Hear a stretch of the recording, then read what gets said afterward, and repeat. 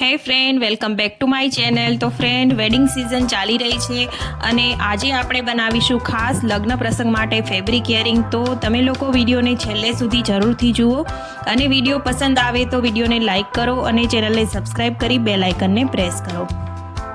તો આ ઇયરિંગ બનાવવા માટે મેં અહીં નાના મિરર લીધા છે જે પહેલેથી જ વેક્સ સ્ટ્રીપ પર સ્ટિક કરી દીધા છે અને હવે હું આના પર ફરતે મોતીની ઝીણા મોતીની લાઈન કરીશ અને ત્યારબાદ મોતીની સેર આવે છે જે ડાયમંડમાં પણ મળે છે અને મોતીમાં પણ મળે છે। તો મોતીની સેર છે તેના ફરતે સ્ટિક કરી દઈશું અને આ બધું સ્ટિક કરવા માટે ફેબ્રિક ગ્લુનો યુઝ કરવાનો છે। તો જ્યારે આ સુકાઈ જાય ત્યારે તેને કટિંગ કરી લેવાનું છે ફરતે। જ્યારે કટિંગ થઈ જાય ત્યારબાદ ફેબ્રિક લેવાનું છે જે તમારા કોઈ પણ મેચિંગ હોય તેની સાથે મેચ થાય તેવું ફેબ્રિક લઈ શકો છો તમે। મેં અહીં મરૂન કલરનું ફેબ્રિક લીધું છે। તો લગ્ન પ્રસંગમાં તમે જે કલરના ચોલી અથવા તો કુર્તી પહેરવાના હોય તે કલરનું તમે ફેબ્રિક લઈ શકો છો। તો મેં અહીં મરૂન કલરનું લીધું છે અને કાર્ડબોર્ડ શીટ લીધી છે।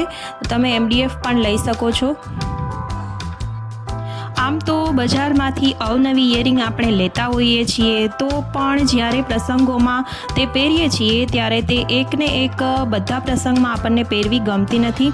માટે જો તમે આવી ઇયરિંગ અવનવી ઘરે બનાવી અને પહેરીએ છીએ તો ખુશી કંઈક અલગ જ હોય છે અને આ પહેરાતા ખૂબ જ સરસ લાગે છે। આ ઇયરિંગ આપણે લાસ્ટ ટાઈમે પણ બનાવી શકીએ છીએ અને ઘરે ખૂબ જ સસ્તામાં બની જાય છે।